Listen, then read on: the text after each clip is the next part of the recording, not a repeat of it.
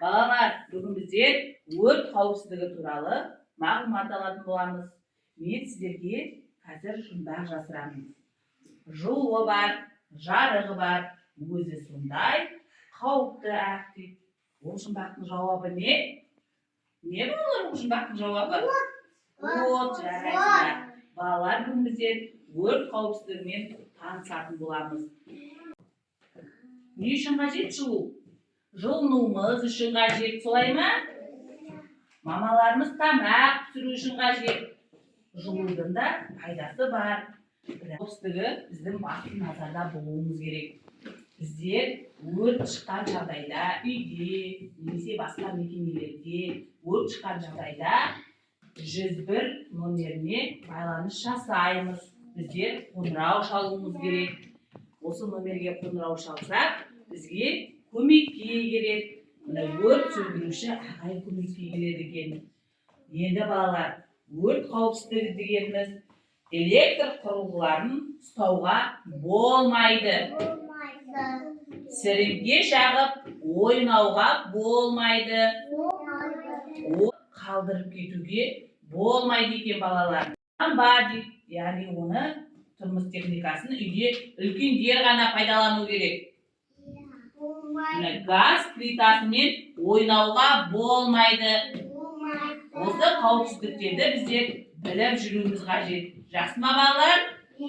Ал әдия болса, мына өрт сөндірушіні қиып дайындайтын болады. Мына үстел болса, өрт сөндірушіні бояйтын боласыңдар. Жақсы ма балалар? Ал тапсырманы орындаймыз. Құрастыратын боламыз. Жақсы ма?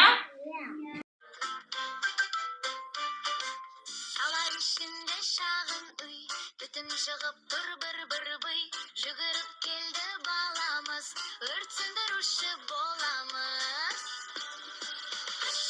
Су шашам, жалынды мен басам, құтқарам мен бәрінде, батыр болам әр күнде. Су шашам, жалынды мен басам, құтқарам мен бәрінде. Орманда от жағып қалдырма. Зағып ойнама.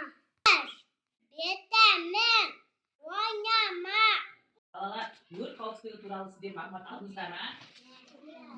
Өрт шыққан жағдайда үйдегі үлкендерге айтуымыз керек, солай ма? Сіріңкемен ойнауға, немесе электр шамдармен ойнауға болмайды. Жақсы ма балалар? Ендеше біздер қазір қимылды ойын ойнаймыз балалар.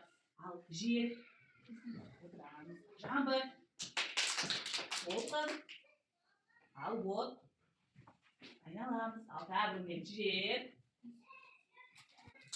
от. Жақсы, жарайсыңдар балалар. Рахмет сіздерге. Батыр болам әр күнде.